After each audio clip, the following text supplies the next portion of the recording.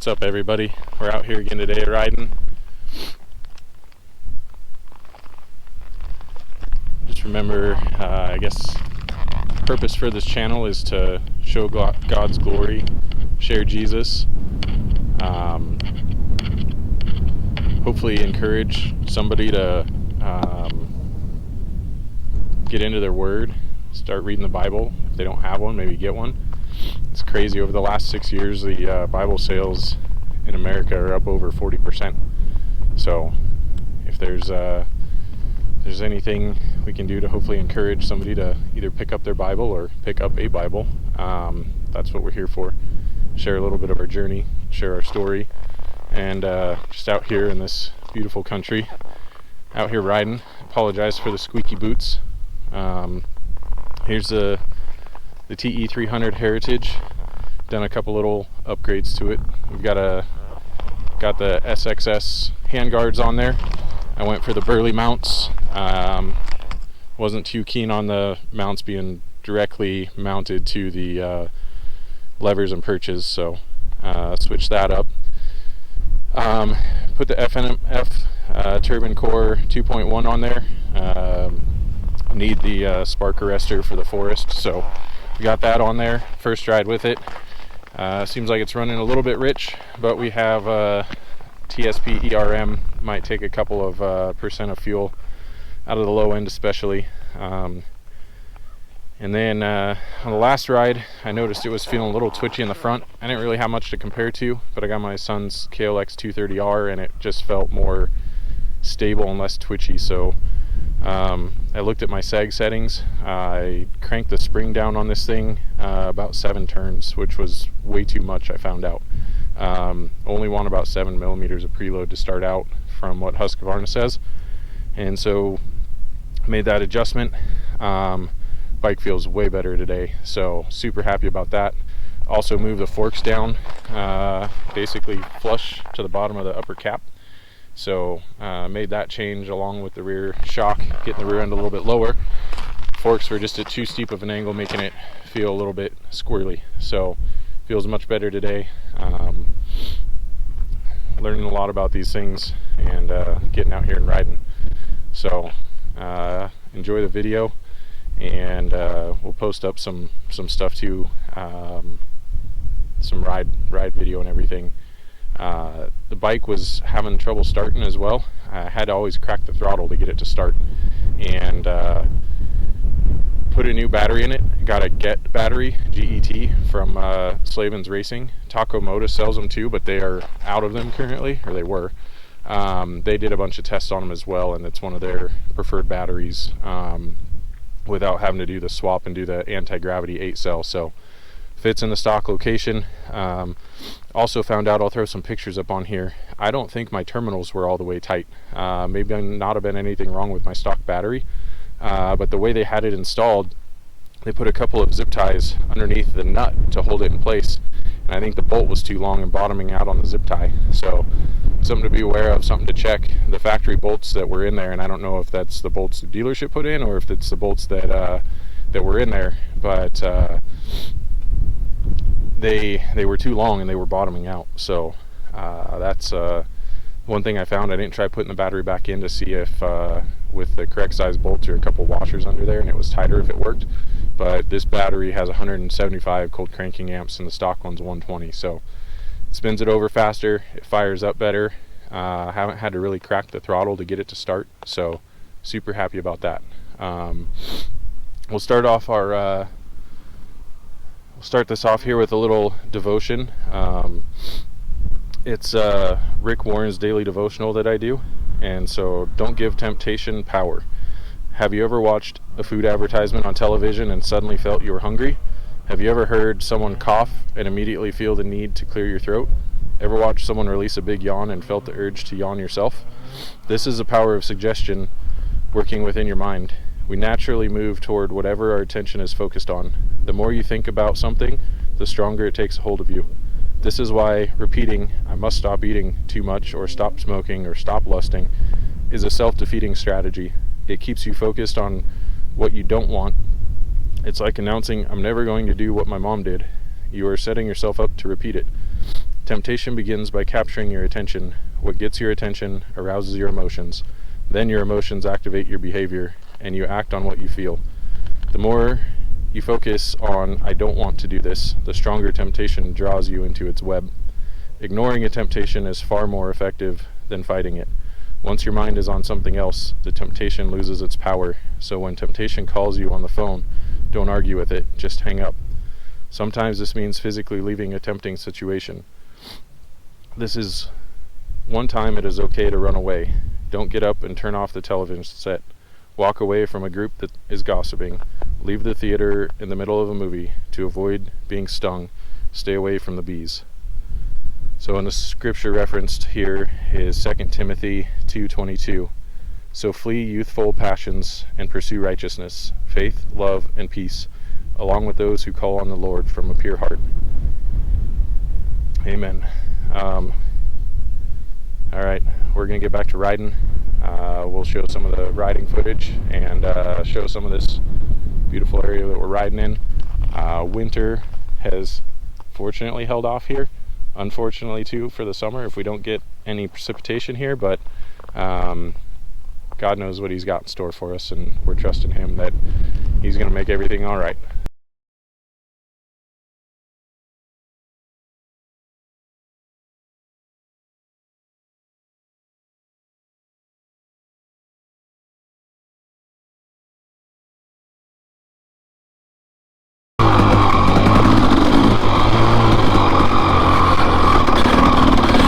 It's just awesome that we got to come out here, enjoy this stuff together, hang out, spend time together. It's blessed to be able to have this opportunity, have the machines. It's just cool to be able to come out here, spend time with my kid, ride around, you know, be able to talk, have conversations on the way to the trails. It's just awesome.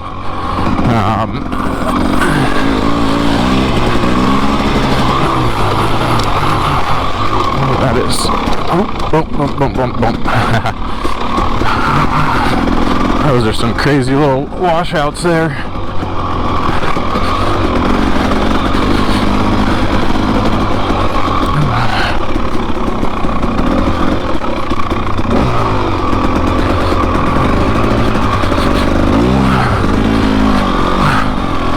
Lost my momentum and couldn't get on that wall.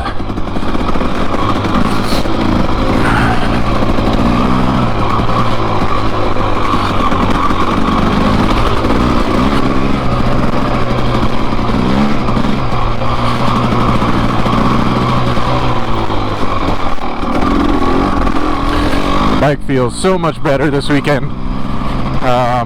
Dropping that rear end about 1.5 inches and dropping those fork tubes down about 1/8 of an inch. Gosh darn it. Dropping those fork tubes down and lowering the back end, huge difference.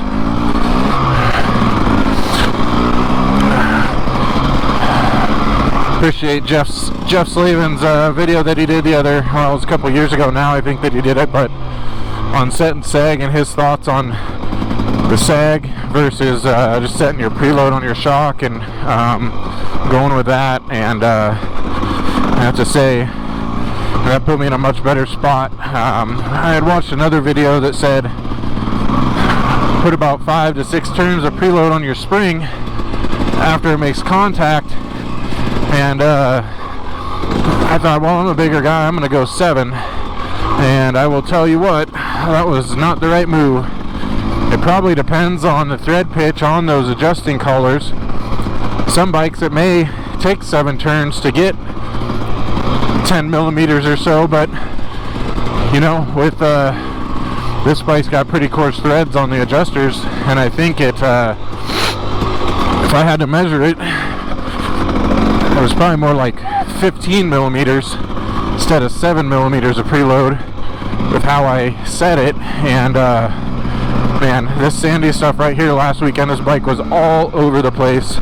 It feels so much better now. I can actually sit on it or stand on it and ride it. Way different. Oh yeah, it almost feels like there's a steering stabilizer on here now. man, I know suspension setup is important, but holy cow, what a difference. If your bike's twitchy at all, feeling like it's loose in the front end, darting all over the place, that is something to pay attention to, is your rear end and how high it is versus the front. I know that, you know, from setting up mountain bikes, how important it is, and I thought I did a alright job on this, but wow, with the mountain bikes, you know, that I've done a lot of research and everything on different bikes. I read a Transition Sentinel. You know, Transition came up with the Giddy Up technology a few years back, I think 2018, and the fork head tube angles super slack, you know, different offset on the crown, and made the bikes really stable, really confident, really planted. This is the same concept. Your rake and your trail make such a big difference on how the bike handles, and I'm going to tell you, I was not very confident in this stuff last weekend, and the front tire would just grab any single rut and just go wherever it wanted, and now I feel like there's a steering stabilizer on this thing, and it's just holding straight. I mean, yeah, it wobbles a little bit, it's going to grab a rut here and there, but man, I cannot believe the difference here.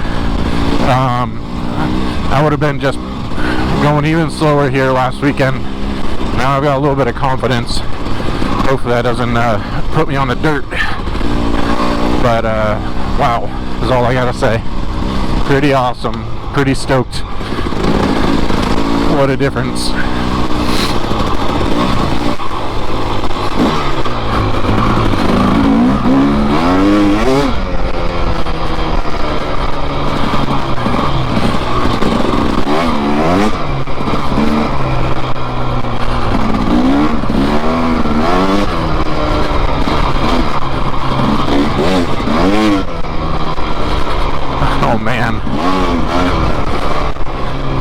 If you watch some of the footage from last weekend, there's no way I'd be doing this. The bike was all over the place, man. This is awesome. So much more fun.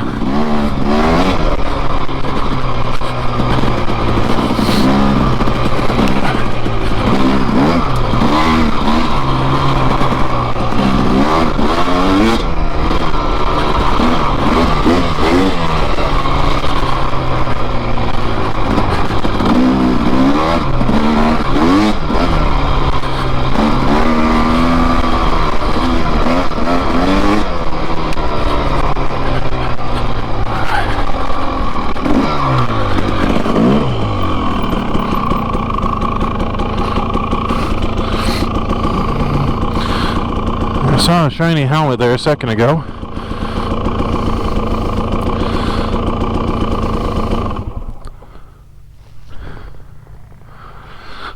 There he is.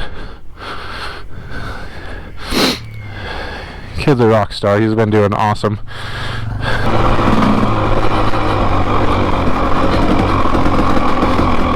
Look at these rocks. That is cool.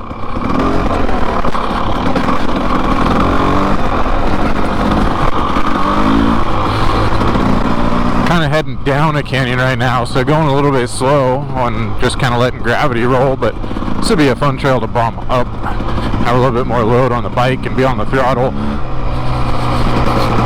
The camera angles and stuff don't do such a great job with letting you guys see the level of the terrain and everything, steepness, all that good stuff.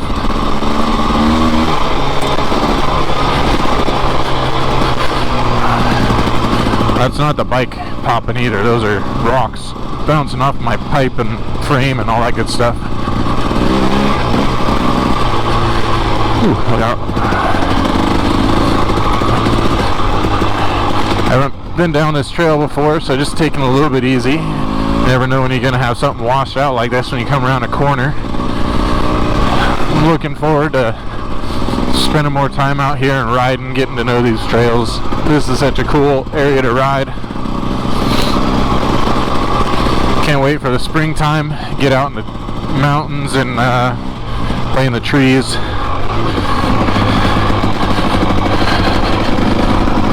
crazy. Some diverse terrain out here, from rocky hard stuff to some sand washes.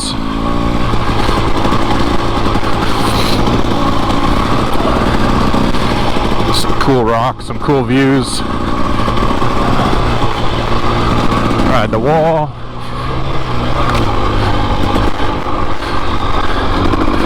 Can do a little sand wash.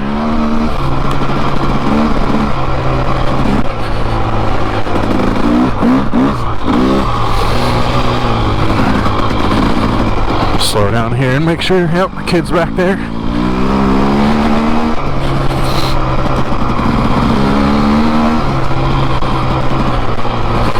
Oh man, I'm glad I adjusted the suspension. Keep saying it, but man, this would not be fun if it was the way it was.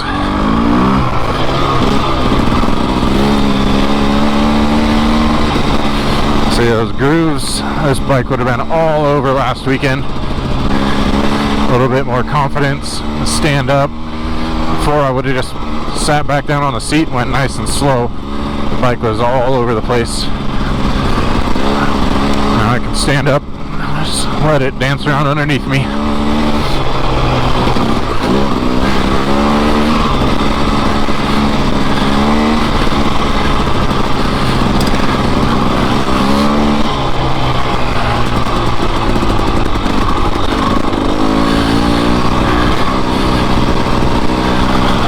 So if you guys are locals and you're watching this, you probably know where we are out here at Hemingway.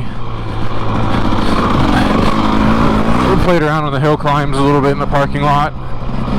Good skills building area. Ride up and then ride the brakes down. Try to keep the balance up. Try to come to a stop going downhill, just practicing those skills. Such a great place to just come out and ride and all kinds of different terrain levels.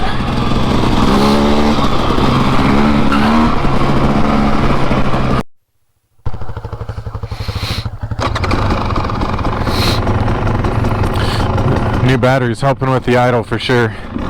Fires up without having to use a throttle. Didn't earlier, but I suspect that's because she was loading up. She was running rich. Been running a lot better. Still probably gonna have to make some fine-tune adjustments.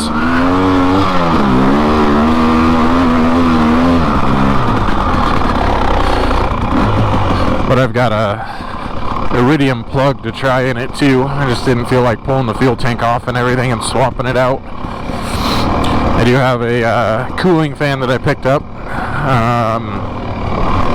I drain the coolant, pull the radiator off, do all that stuff to get the fan on there. I'll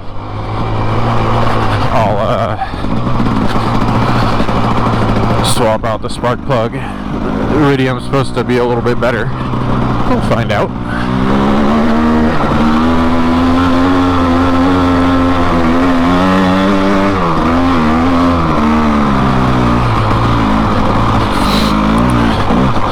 I told him not to follow me too close, but I gotta try to get up with him a little bit so I can get some footage of him.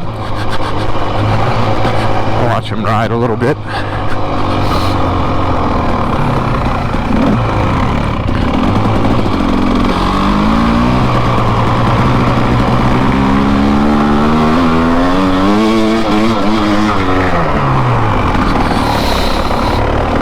When we had our quads, he had a little Player Sportsman 110, and we had a KO 125 pit bike for a little bit that he used to ride around the yard, but really doesn't have any experience riding on this kind of terrain. When we had the quads, we rode the sand dunes, and he's picked us up and just doing awesome. Super proud of him. He's it's only about his 4th or 5th time out here riding, and he's doing great. I'm glad that he loves it so much. He told me the other day that this is our new thing and we're going to ride every weekend.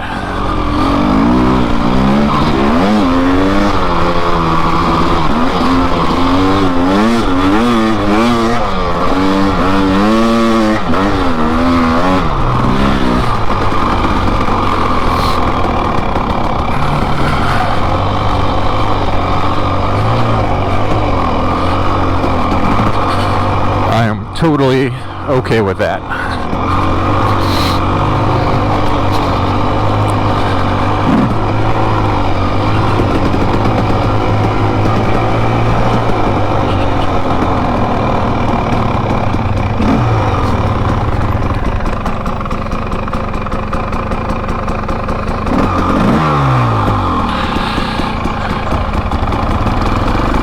That's not a good sign.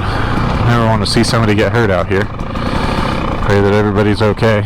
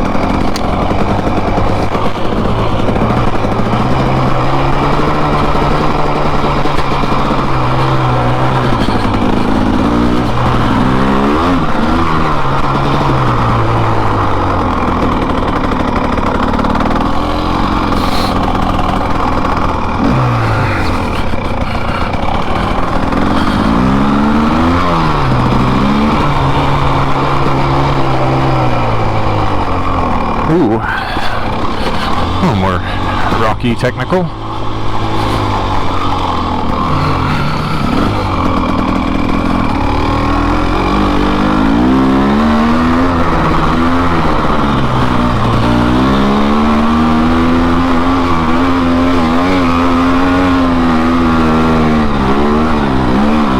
A little bit hard to see with the sun in your eyes there.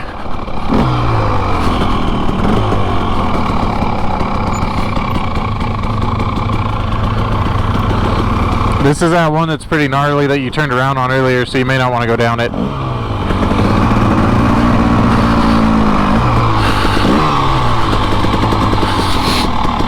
But this is a great little off-camber, rutted out. Great to test its skill on. Practice the back brake, the front brake. And we'll turn around and go back up it. Check in with the kid.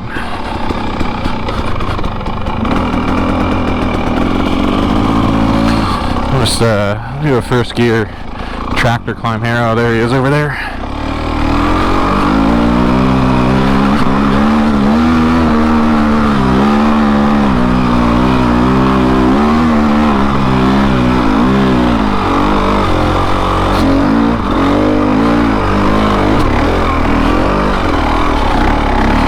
Oh, had to dab a little bit there at the end. Back end started sliding out.